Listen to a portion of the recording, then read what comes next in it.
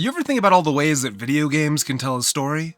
Level-based games are typically a pretty simple story structure, but don't let that deceive you, they're still capable of telling compelling narratives despite that simpler structure. With that said though, it's when we start talking open-world games that I feel that we really start to see what the video game medium is capable of when it comes to the scope and depth of storytelling. So much so to the fact that we've had to invent all sorts of little terms to classify what level of significance a story falls into.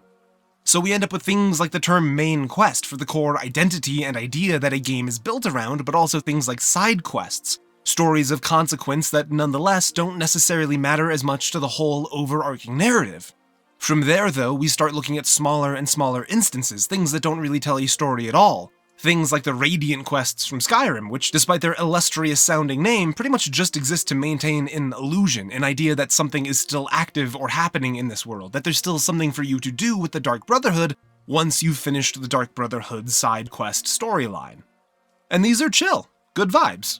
But what really gets me going is environmental storytelling, a story told with no characters present, only things for you to pick through and find that story for yourself.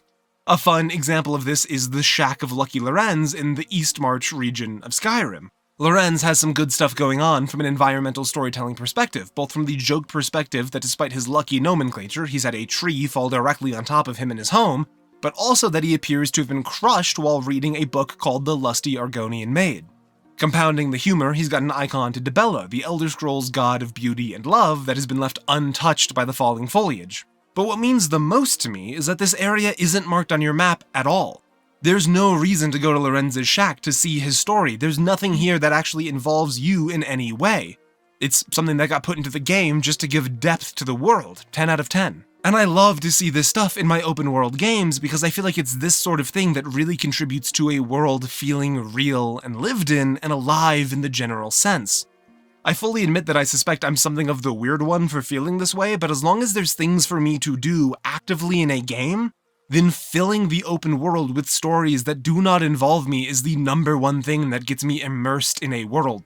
And it's partially for this reason that Cyberpunk 2077's Night City remains my favorite open world, because the environmental storytelling present in that world is so strong that I understand it not as environmental storytelling, but rather as non-player quests. Stories that have nothing to do with the player but exist anyways for the player to stumble upon, to give feeling that this world is busy and active and has things happening, even if they don't concern you in any way.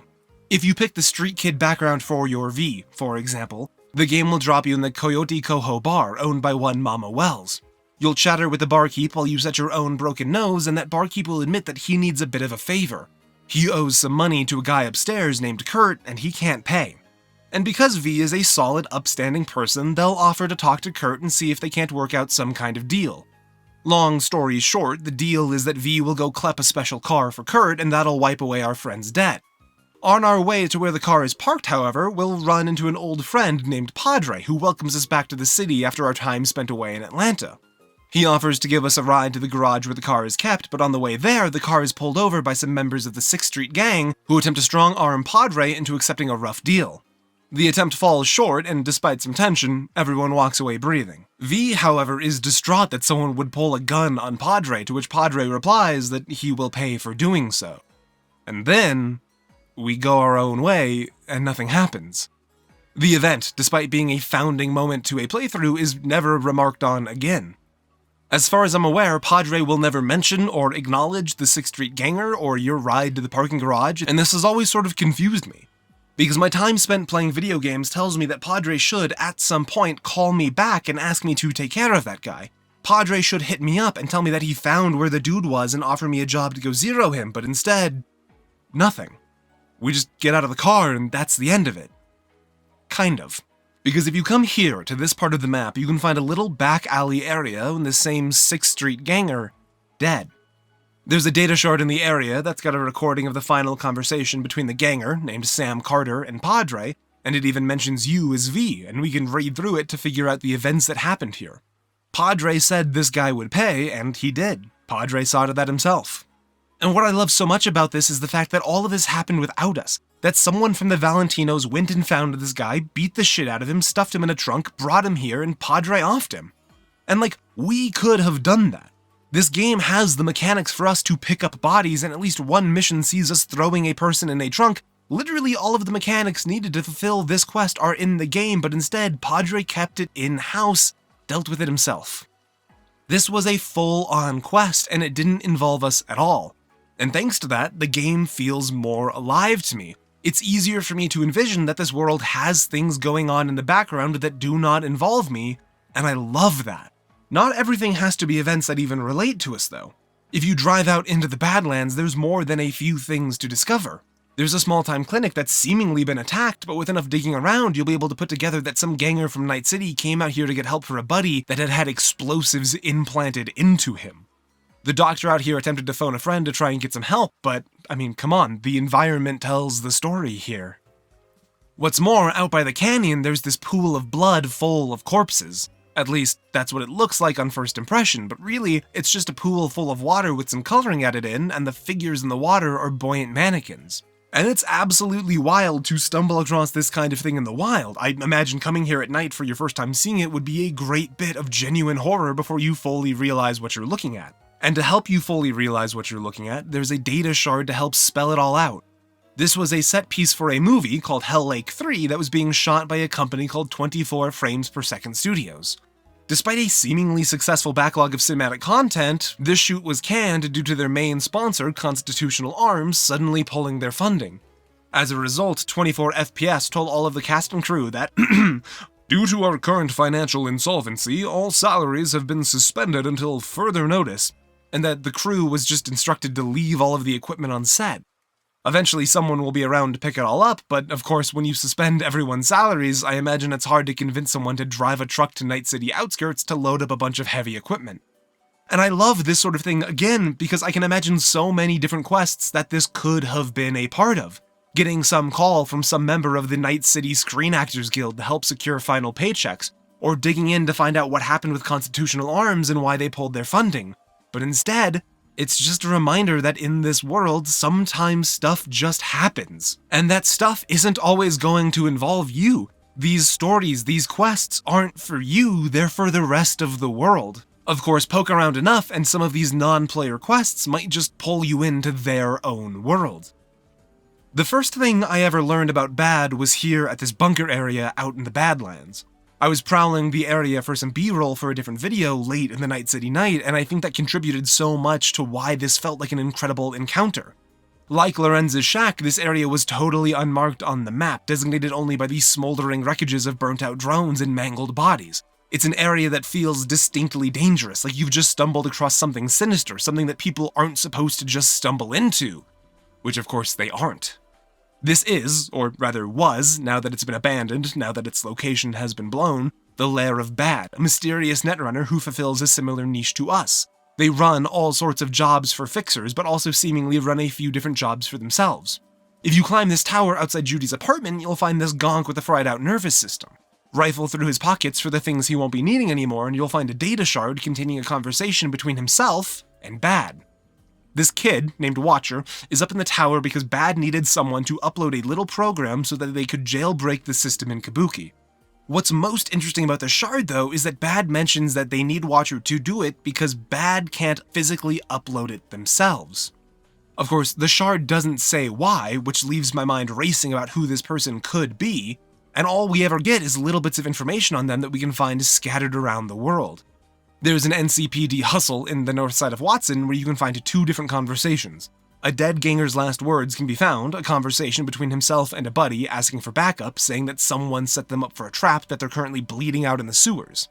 The second convo is between two other guys, a person named Grizzle letting Ryder know that the job is all done, that Maelstrom had no idea they were coming, that the only guy who survived their attack fled into the sewers but he's just gonna bleed out down there, that everything worked out because the intel they got from Bad was good.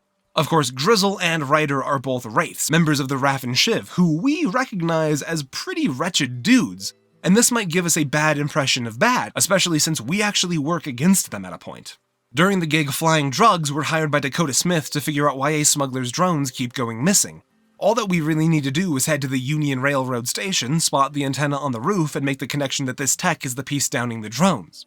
If we poke around the Union Railroad's computer system, we can find a message sent to a person named Manny Quaid, assumedly a member of the Wraiths, and also the person responsible for setting up the drone killer hardware, with an attached file for the drone killer software coded by Bad. Now, Bad won't care if you tear down the antenna, the software they coded was just business after all, but also because Bad doesn't seem to have any true allegiance to the Wraiths, because at some point their working relationship falls apart, the Wraiths hire a second netrunner to find Bad's location, and that leads us back to where this all started for me, to the bunker in the Badlands. The Wraiths found Bad's lair, sure, but Bad was always one step ahead of them. And all of this environmental storytelling, all of this massive non-player questing, all leads to one small little gig where Regina Jones contacts you with a job to upload some code to the H11 mega building. In the gig Catch a Tiger's Toe, we're hired by none other than Bad themselves to do the same kind of gig they once hired Watcher for.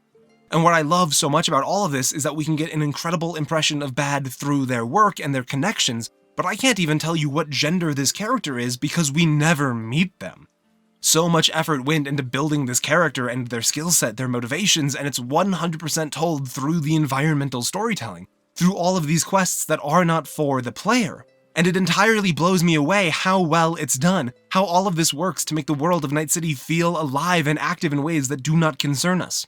You don't have to know anything about Bad when you go to H11, but if you dig around enough, you'll still find so much information on them, a fully fleshed out character who barely exists in relation to us.